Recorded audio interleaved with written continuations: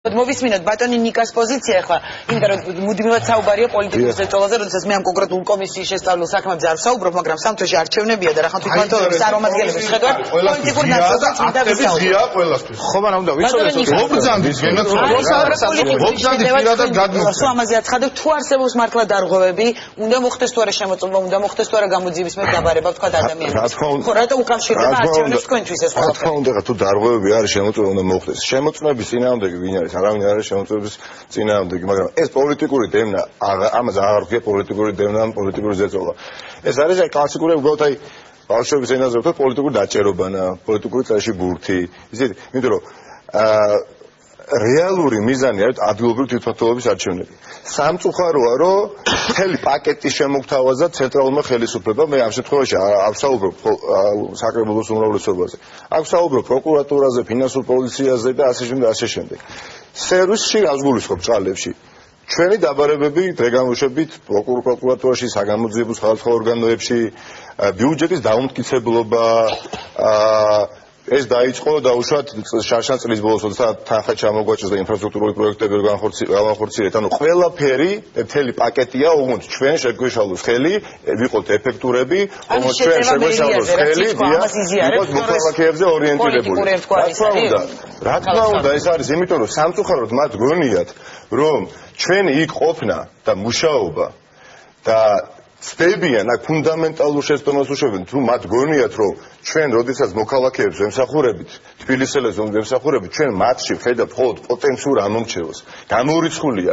დღის განმავლობაში ახლა 10-ვე გამგეობაში და მერიაში ალბათ შეიძლება მივიდეს 3000 ადამიანი ერთად. 3000 ადამიანს ახლა ხელს რო ჩამოვართებ, ნუ თუ ვინმეს გონია მამას მართლა ის არჩევნებზე მოვა, ჩვენ იმდენად მოვნუსხავთ ამ ჩვენი ხელის ჩამორთვებით ან დახმარების ხელის გაწევით, რომ ისინი ჩვენ ხმებს მოგცემენ. აი ეს შიშია, სამწუხაროდ. აი ერთი თუ დავიხაროთ ერთი დიდი პაკეტი და კულმინაციას აღწევს და მიაღწია და აი ძალიან თქო და ამიხსნათ იქნებ სრულიად აი უპრეცედენტო გადაწყვეტილება, რომელიც სოფლიო პარლამენტარიზმის ისტორიას არ ახსოვს, რაც საჯარო სამსახურის შესახებ კანონს გაუკეთა პირდაპირ მნიშვნელობით ამბობ, აი როგორც უნდა მამალმა ისე გაიგოს ცენტრალურმა ხელისუფლებამ. მათ კანონში თქვეს, რომ როგორც კი და რატო გეტყვით, როგორც კი ადგილობრივი თვითმმართველობის არჩევნები დასრულდება, ყველა იქ დასაქმებული ხალხი ქუთაისი ექნება, რუსთავი ექნება, თბილისი და ხელახალი კონკურსის წესით მოხდება შერჩევა. 15000 ადამიანი ითვლება მოვალეობის დროებით შემსრულებლად. რაც ნიშნავს იმას, რომ ახალი მე ვიქნები, სხვა იქნება ახალი ხელმძღვანელი, როდესაც მივა შეიძლება გამარჯვების ერთი ხელით გამარჯვება უთხრას და მეორე ხელით უთხრას ნახვამდის. ისინი აპელირებენ რომ ჩადეს კანონში და კონკურსი უნდა გამოვაცხადოს. იგივე პირებსაც აქვს მონაწილეობის უფლება. როდესაც ადამიანი 13-14 წელიწადი მუშაობს იქ, ჩაატა თუ მის კვალიფიკაციაში ეჭვი გეპარებათ, ატესტაცია აი რო გეპარება ეჭვი. და არის პოლიტიკურად დანიშნული. შემოკარგო ნიკა. ერთი წუთი და დავამთავრებ ხო არ შეხება. დასრულეთ და გაპასუხებთ თქვენს და თბილისი არის ძალიან პატარა ქალაქი. კი ბატონო. რას ემსახურებოდა ეს ყველაფერი? და ვინ მუშაობს მერიაში ყველაფერი კარგად რა ვინ მისი ახლობელი იყო ვინ მისი პოლიტიკური მეგობარი და ასე შემოხდება ეს ყველაფერი იმიტომ რომ პირველი არჩევნები დასრულდა ძალიან ბევრი დარჩა უკმაყოფილო თქვენივე მხარდაჭერი რომ ვერ დასანქდა ელემენტარულად მოვიდა მეორე პატარა ქალაქია თბილისი არც ისე დიდი რომ ეს ამბები ვერ გაიგოს ადამიანმა და მაყურებლები ამას შეაფასე მეორე არჩევნები მოვიდა ვერ დასანქდა ეს ხალხი ისევ მოდის ახლა მნიშვნელოვანი არჩევნები ადგილობრივი თვითმმართველობის მათ ისე მათი პოლიტიკური აქტივი დაჭირდათ იმისათვის რომ ხალხი დაუდგნენ და მათ მარტივად თქვა ნაწილმა რომ ისე მოგვატყვი ორჯერ ერთხელ მოგვატყვეთ ორჯერ მოგვატყვილი არჯერა გააკეთეს არა ერთი წუთი და თუ შეიძლება არა ამ ნაწილზე უნდა ვისაუბროთ არჩევნების წინა პერიოდზე მაგრამ კი არ დროს უნდა ჩავეკიდოთ ხოსი შეესწავლა დაბიდექით გვერდში მოდი ახლა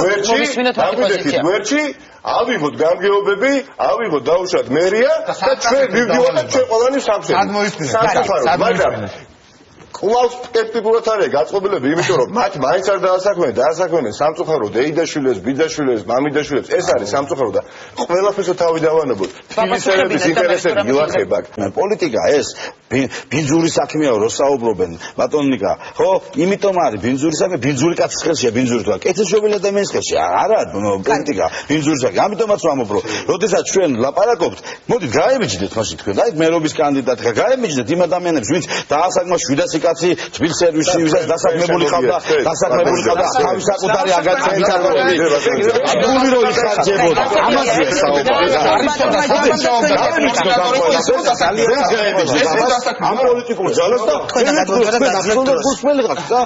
მე ჩემი დიდ პატივისცემას დაგიდასტურებთ მაგრამ როდესაც მესაუბრებით ამ პოლიტიკურ დევნაზე და მოდით განყენებულ ადამიანებს კითხოთ სიგარებით ამაზე დამლაგებელი დამთავრებული ერთ ვერტიკალზე რო იყო გიგის დროს არ არის ეს არა სხვა პარტიაა მაინც კოალიციის წარმომადგენელი არ არის ბატონო მამუკა დავასრულეთ ბატონო მამუკას ვაძლევ ხა დროს ცოტას რომ გვიპასუხოს ერთი ამ პოლიტიკურ დევნაზე თქვენი შეფასებები და მოვისმინო და მე არჩევნებზე ძალიან გთხოვთ ბატონ მამუკას მივცეთ საშუალება რომ თქვას და კიდევ საკრებულოს ბატონო მიშა პარტიაში 90%-ში ნამყოფიც კი არ იყოს დავასრულეთ ბატონო მამუკა ვეღარ მოგისმენთ თუ არ არის პოლიტიკურ დევნას რაც შეეხება რადგან ეს ორი ძალა სოერთმანეთთან და მამუკა კაციტაძესაც ვათქვევინოთ მარტო გამგებლებს კი არ გვიბარებთ დაკითხვაზე დღეს აი მართლაც საოცარი არ მოხდა გამგებლების მძღოლები დაიბარეს დაკითხვაზე კარგი ეხლა დავასრულოთ ეს თემა ბატონ მამუკას მოგეხვეწებით ძალიან გთხოვთ აღარ თქვენ აღარ გაძლევთ სიტყვას ბატონ დაიწყეთ თქვენ და მოგისმენთ მაყურებელს და მეც ხედავთ თუ არა ამ პოლიტიკური დევნის ნიშნებს აი მოდი ამაზე მითხარი თქვენი აზრი მე არჩევნებზე და დავასრულოთ